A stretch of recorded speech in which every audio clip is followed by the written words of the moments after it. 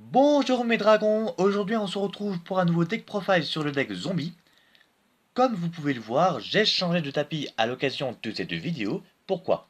Parce qu'on a appris récemment qu'un joueur qui a participé au YCS de Pasadena a fait un zéro faute avec un deck zombie.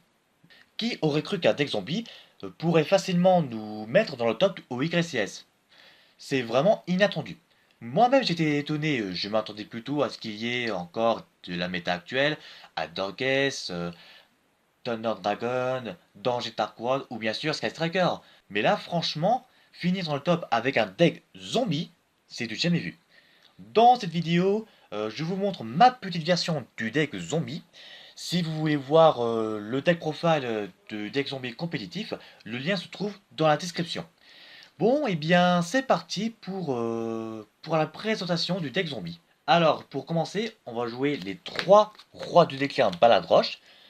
Alors, normalement, c'est 2 Baladroches qu'il faut jouer pour la compétition, mais j'ai mis 3 parce que dans ma version, on va jouer des monstres Xyz. Donc, Baladroche, c'est le nouveau monstre zombie le plus utilisé et vraiment indispensable pour un deck zombie. Il est très très fort.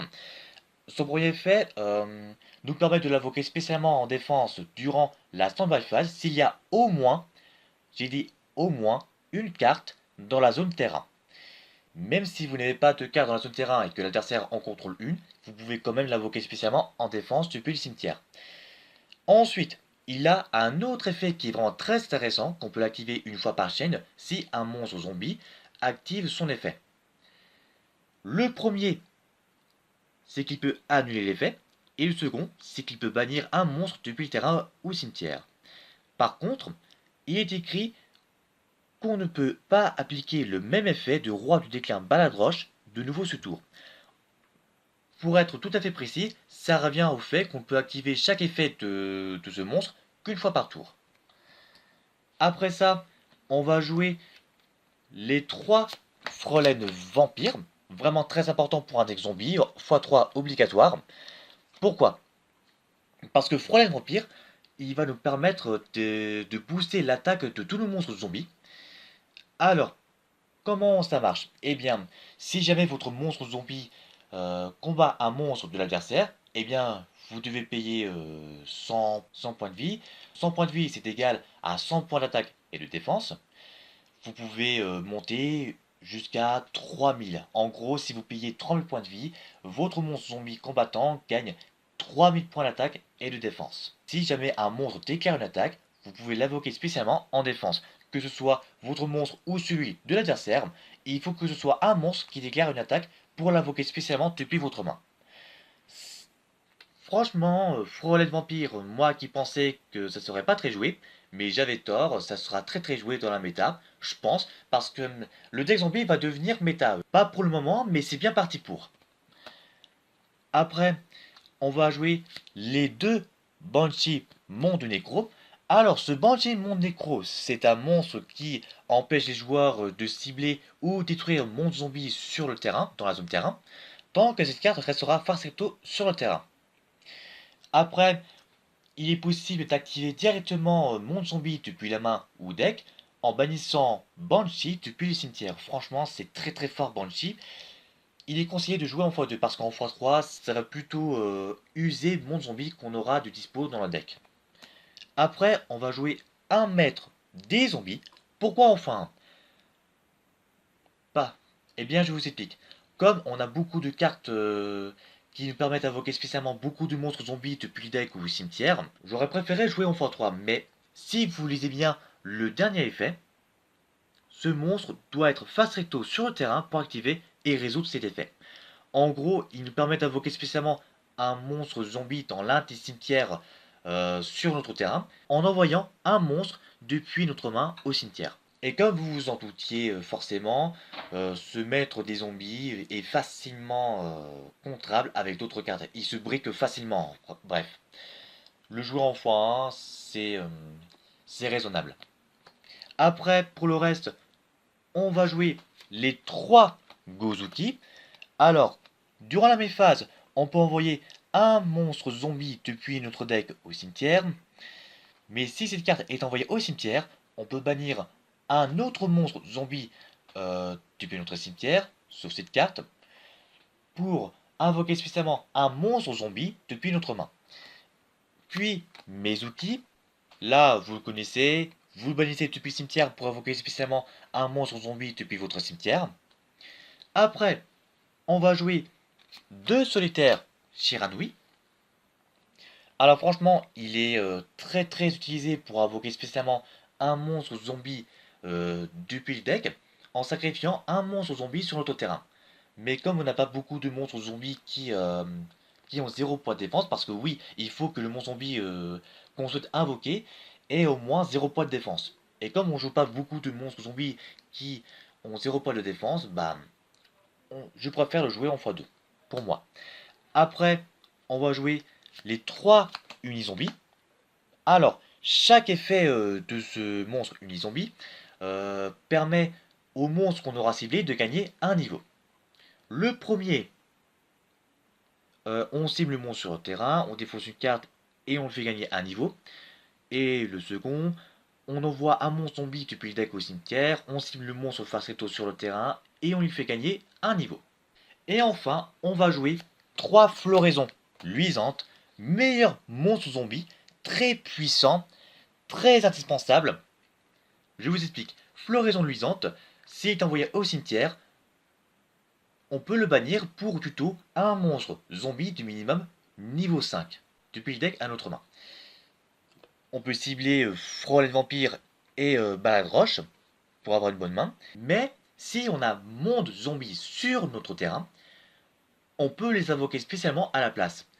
Voilà pourquoi on joue Floraison Luisante à tout prix, et je vous recommande franchement, mais franchement, de jouer Floraison Luisante, c'est très fort, et si vous jouez, vous ne serez pas déçus. Après, on continue en jouant les 3 mondes zombies. Ce monde zombie, eh bien, c'est la carte clé de ce deck. Eh bien, ce monde zombie permet de convertir tous les monstres en monstres zombies depuis le terrain et dans les cimetières. C'est très fort comme carte et très indispensable. Après, on va jouer 2 luttes de pouvoir zombie et une nécronisation zombie. Pour lutte de pouvoir zombie, on cible un monstre zombie sur le terrain et jusqu'à la fin de ce tour, il gagne 1000 points d'attaque ou perd 1000 points d'attaque. Et pour nécronisation zombie, si un monstre zombie du minimum niveau 5 est sur le terrain, ciblez un monstre contrôlé par votre adversaire jusqu'à la fin du tour, prenez son contrôle. Bon, ces 2 cases sont vraiment indispensables parce que ça nous permet voilà, pour nécronisation de piquer le monstre adverse si on possède soit Frolène ou Baladroche. Et le second nous permet soit de faire gagner nos monstres 1000 points d'attaque, ou faire perdre aux monstres de l'adversaire 1000 points d'attaque. Après, là, si jamais vous avez encore besoin de ces cartes, ne vous inquiétez pas, leur dernier effet permet à ces 2 cartes de bannir un monstre zombie depuis le cimetière pour qu'on les pose directement dans la zone magie et piège. Mais ces 2 cartes seront bannies lorsqu'elles quitteront le terrain. Après, on va jouer les 3 livres zombies. Alors l'effet c'est qu'on cible un monstre zombie dans notre cimetière qu'on l'invoque spécialement, puis on cible un monstre dans le cimetière de l'adversaire pour le bannir. Puis après, un sacrifice inutile pour envoyer au cimetière Floraison Luisante ou bien sûr Mizuki. Puis enterrement d'une autre dimension pour recycler nos monstres zombies. Puis Monster Reborn, classique. Après on va jouer 2 réveils du dragon. Alors son effet. Si cette carte posée contrôlée par son propriétaire a quitté le terrain à cause d'un effet de l'adversaire et est maintenant dans le cimetière ou banni, vous pouvez invoquer spécialement un monstre depuis votre deck ou extra deck. Alors cette carte piège c'est plus utilisé pour invoquer spécialement des monstres depuis l'extra deck. Pourquoi? Parce que dans mon extra deck je vais jouer forcément 2 monstres sacros qui sont inavocables. Je vous montrerai à la fin de la vidéo. Par contre, je trouve que le Réveil du Dragon est vraiment très puissant. Ça va nous permettre voilà, d'invoquer des monstres encore plus puissants, même si on n'a pas les conditions nécessaires pour les invoquer. Après, on va jouer 2 appels de lettre hantée pour invoquer nos monstres zombies en attaque. Puis, de Rivalerie. Alors pourquoi j'ai choisi Rivalerie? C'est tout à fait normal. Si vous contrôlez déjà Monde Zombie sur votre terrain et que vous activez Rivalité des seigneurs de guerre au moment où l'adversaire invoque spécialement son monstre sur son terrain. Là, comme vous le savez, Monde Zombie convertit tous les monstres sur le terrain et dans les cimetières comme des monstres zombies. Mais quand vous activez Rivalité des seigneurs de guerre, là, tous les joueurs sont obligés d'invoquer uniquement des monstres zombies. Et avec Rivalerie, vous allez vraiment bloquer l'adversaire dans son avancée du jeu. Parce qu'imaginez que s'il ne contrôle pas de monstres zombies, là vous reportez automatiquement la partie et vous allez faire un énorme OTK, franchement. Et c'est vraiment génial Rivalité. Qui aurait pensé de jouer Rivalité dans le deck zombie? Bah moi j'y ai pensé parce que je trouve que c'est vraiment important de jouer Rivalité pour voilà, faire un gros troll à l'adversaire. Je vous conseille franchement de jouer Rivalité dans votre deck zombie. Puis passons à l'extra deck, on va jouer les 3 dragons nécro zombies. Alors ce dragon nécro zombie aux yeux rouges, c'est un nouveau monstre sacro initi. Je pense que c'est très important de jouer dans le deck, parce que ce monstre il gagne 100 points d'attaque et défense pour chaque monstre zombie sur le terrain et dans les cimetières. Et si un monstre zombie est détruit au combat, on peut invoquer spécialement un monstre zombie dans l'un des cimetières. Là, je peux vous dire que ce dragon nécro zombie aux yeux rouges va changer le deck zombie. Et je peux vous dire qu'on n'en a pas fini avec ce dragon nécro zombie aux yeux rouges. C'est vraiment incroyable ce monstre. C'est vraiment ce qu'il manque pour le deck zombie. x2 est vraiment raisonnable. Après, on va jouer Empereur Dragon de la Damnation, puis Arc Démon Zombie Squelette. Ça, ce sont les deux monstres synchro qui sont inavocable par voilà quoi, qu'on peut pas invoquer avec nos propres monstres synthoniseurs qu'on a dans notre main deck. Pourquoi? Parce que ces deux monstres demandent zombie épidémique comme synthoniseur. Et comme on joue pas zombie épidémique, eh bien on va utiliser Réveil du dragon pour les invoquer spécialement. Empereur dragon de la damnation. Quand il est invoqué spécialement, on peut sélectionner un monstre zombie dans le cimetière de l'adversaire qu'on l'invoque spécialement sur notre terrain, mais on détruira si jamais Empereur Dragon de la Damnation est banni. Même si ce dragon est envoyé au cimetière, vous pouvez l'invoquer spécialement, mais le monstre que vous aurez pris le contrôle ne sera pas banni. L'idée avec Empereur Dragon de la Damnation, c'est d'effectuer un combo, vous le détruisez, vous l'invoquez spécialement, puis vous prenez le contrôle du monstre depuis le cimetière. Voilà, ça sert à ça, Empereur Dragon de la Damnation, et je pense que c'est intéressant de jouer dans le deck zombie. Après, on a Arc Démon Zombie Squelette. Les monstres zombies que vous contrôlez ne peuvent pas être détruits par les effets de cartes. C'est vraiment le monstre aggro qui nous permet de protéger nos monstres zombies contre des cartes qui permettent de détruire les monstres par les effets de cartes. Par exemple, Hommage torrentiel, Rageki et autres cartes. Et ce Arc Démon Zombie Squelette est la carte clé pour protéger nos meilleurs monstres. Après, on va jouer Dragon Rose-Noir, qui va nous servir à détruire tout le terrain. Puis ensuite, on va jouer Seigneur Strutopsy Omega, qui va nous permettre de bannir au hasard une carte depuis la main de l'adversaire, en le bannissant bien sûr depuis le terrain, jusqu'à la prochaine Stormveil phase. Ça nous permet voilà, de bannir notre cher Ash Blossom. Et si jamais par hasard vous avez posé votre enterrement d'une autre dimension, vous allez vous en servir pour envoyer Omega plus de H Blossom par exemple dans le cimetière. Du coup, l'adversaire ne pourra pas récupérer H Blossom et vous avez bien sûr cassé le jeu. Après, si jamais vous envoyez Omega au cimetière, vous ciblez une carte bannie que vous mélangez dans le deck, puis vous envoyez Omega dans l'extra deck, que vous allez le réutiliser pour voilà bannir une carte au hasard, une carte que si jamais la chance vous permet de bannir par exemple Evelyn Machette, qui est vraiment très utilisé contre certaines cartes. Franchement, je vous conseille de jouer Omega, c'est très fort. Puis après, on va jouer deux monstres Xyz, numéro 38 et numéro 90. Alors, numéro 38, il sert à annuler les effets et l'activation des cartes magie. Pour numéro 90, C'est le même principe, sauf que ça concerne les effets de monstres. Après, on va jouer Dragon Garde-Borel, dont je vous rappelle qu'aucun joueur ne peut cibler ce monstre avec les effets de monstre.